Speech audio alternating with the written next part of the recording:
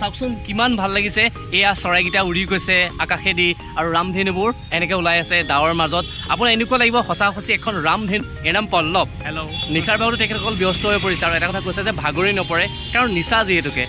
জোৰদাৰ উৰণীয়া সেতুখনৰ সন্মুখতে আছে আমাৰ অফিচটো অৰ্থাৎ প্ৰতিদিন টাইমৰ এই অফিচটো নমস্কাৰ সকলোকে মোৰ অন্য এটা ব্লগৰ মাজলৈ জনাইছোঁ স্বাগতম আৰু মই ক'ত আছোঁ এতিয়া নিশ্চয় গম পাইছে থাম্বনেইলটো দেখি মই আছোঁ জোৰোড উৰণীয়া সেতুৰ ওপৰত আৰু ইমান ধুনীয়া নহয় মনতে ভাবি আছোঁ কেতিয়ানো যাম আৰু ইতিমধ্যে ইয়াৰ কাম প্ৰায় সম্পন্ন হৈছে অহা 18 অক্টোবৰত অসম মুখ্যমন্ত্ৰী ডক্টৰ হিমন্ত বিশ্ব শৰ্মাই এইখন শুভ উদ্বোধনী কৰিব আৰু পূজাৰ উপহাৰ হিচাপে অসমবাসী ৰাইজক উপহাৰ দিব আৰু মই আজি আপোনালোকক দেখুৱাম যিহেতুকে খুব ধুনীয়াকৈ ইয়াৰ দুই কাষে আৰ্ট কৰি থোৱা হৈছে আৰু বিশেষকৈ থিম লৈছে চাওকচোন ৰামধেনুৰ আকৃতিত আপোনালোকে দেখিব যেতিয়া উৰণীয়া সেতুখনৰ ওপৰেদি আপোনালোক যাব এনেকুৱা লাগিব যে আপোনালোক ৰামধেনুৰ মাজে মাজে গৈ আছে আপোনালোকে মোৰ নিশ্চয় দেখিছে এয়া ৰামধেনুৰ আকৃতিত ছবিবোৰ অংকন কৰা হৈছে ডাৱৰ মাজে মাজে ৰামধেনু ওলাইছে আৰু বহু বগলী এনেকুৱা লাগিছে যে সঁচা সঁচিকৈ উৰি গৈছে খুব এটা ভাল লগা দৃশ্য কাৰণ এইটো কাৰণে ভাল লাগিছে নতুনকৈ যিবোৰ ফ্লাইঅভাৰ নিৰ্মাণ কৰিছে আৰু ফ্লাইঅভাৰত ধুনীয়া ছবিবোৰ অংকন কৰিছে যেতিয়া আপুনি ফ্লাইঅভাৰ ওপৰেদি যাব তেতিয়া আপোনাৰ খুব ভাল লাগিব আৰু মই বেকৱাৰ্ড থৈ দি দেখুৱাইছোঁ আৰু চাওক এই উৰণীয়া সেতুখন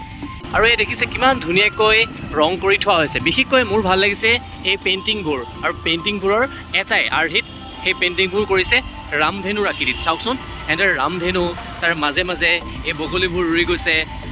পাহাৰ কিমান ধুনীয়া প্ৰাকৃতিক পৰিৱেশ আৰু বিশেষকৈ এয়া হৈছে আমাৰ অফিচটো প্ৰতিদিন টাইমৰ অফিচ আৰু অফিচৰ সন্মুখতে আছে এই জোৰোডৰ উৰণীয়া সেতুখন আৰু নিশাৰ ভাগতো ব্যস্ত হৈ পৰিছে এখেতসকলে ইয়াৰ ৰূপ দিছে আপোনালোকে যে দেখিছে ধুনীয়া ধুনীয়া যে ছবিবোৰ দেখে বা ছবিবোৰ চাই উপভোগ কৰে ইয়াৰ অন্তৰালত এখেতসকলৰ কষ্ট লুকাই থাকে আপোনালোকে মোৰ দেখিছে এই ৰংবোৰ এই ৰং তুলিকাৰে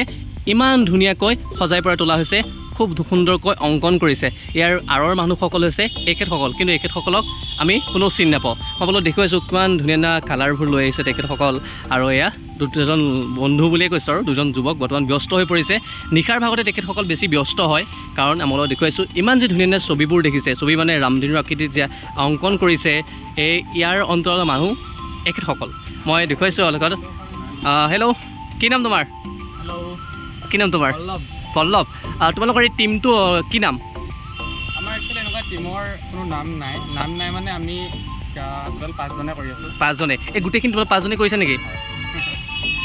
কেনেকুৱা লাগে এনেকুৱা ধুনীয়া ছবিবোৰ অংকন কৰি ভাল লাগে মানে যেতিয়া কাৰণ আমি কেনভাছে আৰু ন হয় কাৰণে ভাল লাগে আৰু নিশাৰ ভাগতো তোমালোক ব্যস্ত হৈ থাকে ছবিবোৰৰ মাজত সোমাই যোৱা নেকি যাওঁতো আৰু ইমান ধুনীয়া ছবিবোৰ আঁকিছা কেতিয়াও তোমালোকে ছবি এনেকৈ আঁকা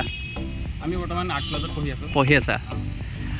উৰণীয়া সেতুত হয়তো প্ৰথম তোমালোক মানে এনেকৈ অংকন কৰা আমি আগতে কৰিছোঁ এনেকৈ উৰণীয়া সেতুত কৰিছা এই হেৰিয়াত কৰিছিলোঁ আগত কি আছিলে মালিগাঁও উৰণীয়া সেতুত কৰিছা মালিগাঁৱত মই কৰা নাই বাৰু আমাৰ যোনখিনি কৰি আছে আমি কৰি আছোঁ হয়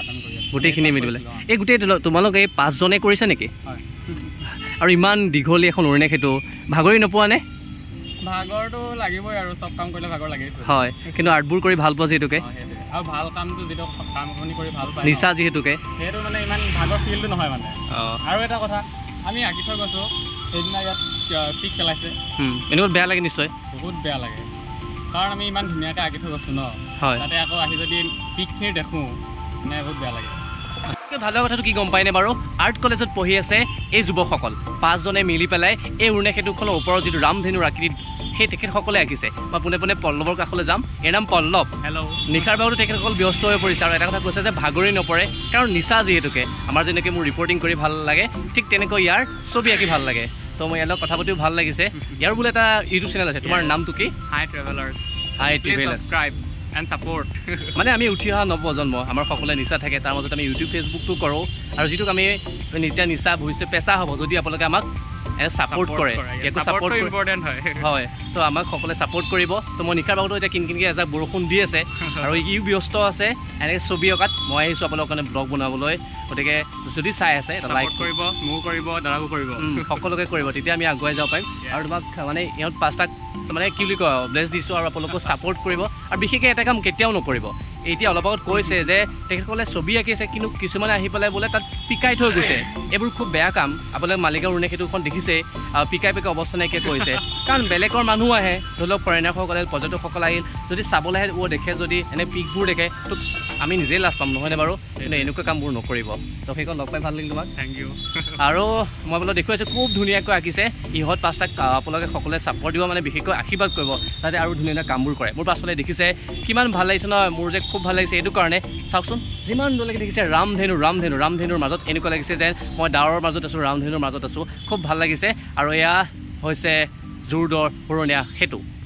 জু-ৰোডৰ উৰণীয়া সেতুখনৰ সন্মুখতে আছে আমাৰ অফিচটো আৰু এইটোৱে হৈছে আমাৰ অফিচটো প্ৰতিদিন টাইমৰ অফিচ আৰু আমি 3rd ফ্ল'ৰৰ ওপৰতে উঠি পেলাই এই উৰণীয়া সেতুখন উপভোগ কৰি থাকোঁ উপভোগ মানে এই ছবিবোৰ চাওকচোন কিমান ধুনীয়া ছবি বিশেষকৈ এই ৰামধেনু এই পাহাৰ এই উৰি থকা বগলীবোৰ ডাৱৰবোৰ চাই খুব ভাল লাগে আমি প্ৰায় উপভোগ কৰোঁ আৰু আজি আপোনালোকে মোৰ এই ভিডিঅ'টো থ্ৰুৱেদি উপভোগ কৰিছে এই উৰণীয়া সেতুখন বৰ ধুনীয়া আঁকিছে নহয়নে বাৰু চাওকচোন কিমান ভাল লাগিছে এয়া চৰাইকেইটা উৰি গৈছে আকাশেদি আৰু ৰামধেনুবোৰ এনেকৈ ওলাই আছে ডাৱৰ মাজত আপোনাৰ এনেকুৱা লাগিব সঁচা সঁচি এখন ৰামধেনুৰ মাজেদি আমি বাইক চলাই গৈছোঁ তেনেকুৱা অনুভৱ হ'ব বিশেষকৈ মোৰ ভাল লাগিলে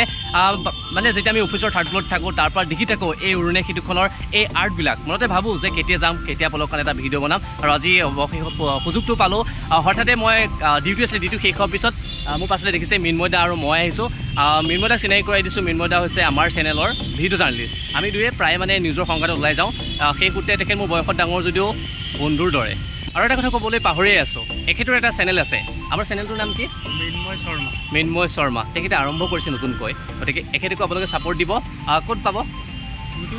ইউটিউবত আছে ফেচবুকত আছে আপোনালোকে ইউটিউবত যাব মৃন্ময় শৰ্মা চাৰ্চ কৰি এখেতেও চাব খুব ধুনীয়া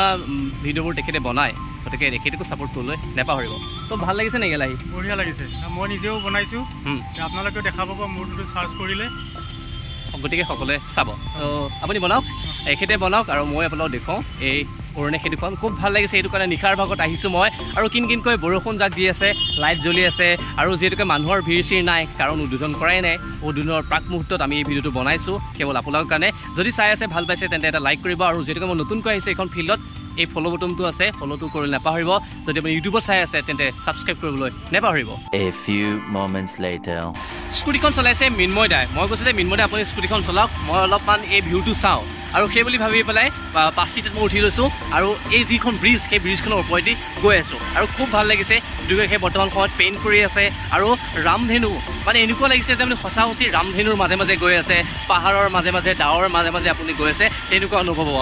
আৰু এটা কথা সুধিবলৈ মই পাহৰি আছোঁ মোৰ ভিডিঅ'বোৰ চাই বাৰু আপোনালোকে কেনেকুৱা পায় কমেণ্ট কৰি জনাবচোন আৰু বিশেষকৈ মোক জনাব যে কেনেকুৱা এংগলত ভিডিঅ'বোৰ বনালে আপোনালোকে বেছি ভাল পাব বা কেনেকুৱা ধৰণৰ কণ্টেণ্ট বনালে আপোনালোকে বেছি ভাল পাব মোক এটা সৰু কমেণ্ট কৰি জনাব তেতিয়া মই আৰু উৎসাহ পাম অনুপ্ৰেৰণা পাম আৰু এনেদৰে ভিডিঅ'বোৰ বনাই যাবলৈ ভিডিঅ'টো বৰ বিশেষ দীঘল নকৰোঁ বেছি দীঘল কৰিলে আমনি পাব আশা ৰাখিছোঁ আজি এই ভিডিঅ' চাই আপোনালোক সকলোৱে ভাল পালে যদি ভাল পালে এটা লাইক কৰিব নাপাহৰিব আৰু যদি মোৰ চেনেলটো নতুনকৈ আহিছে তেন্তে ফ'ল' কৰি নাপাহৰিব অতি সোনকালে অন্য এটি ভিডিঅ' লগ পাম আজিলৈ ইমানেই ধন্যবাদ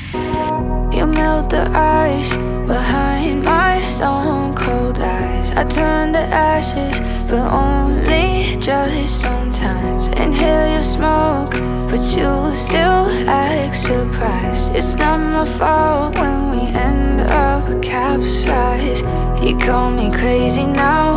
but you don't understand. I'm calling out to you. Can you hear a thing? 'Cause you lit the match that ignites the flame. I'm the TNT, but you're the spark to blame. And it's fire burning holes inside my brain. Feel the fire, heat that melts us down again. Now it's pouring through my veins, but I said you're the spark to blame. And it's fire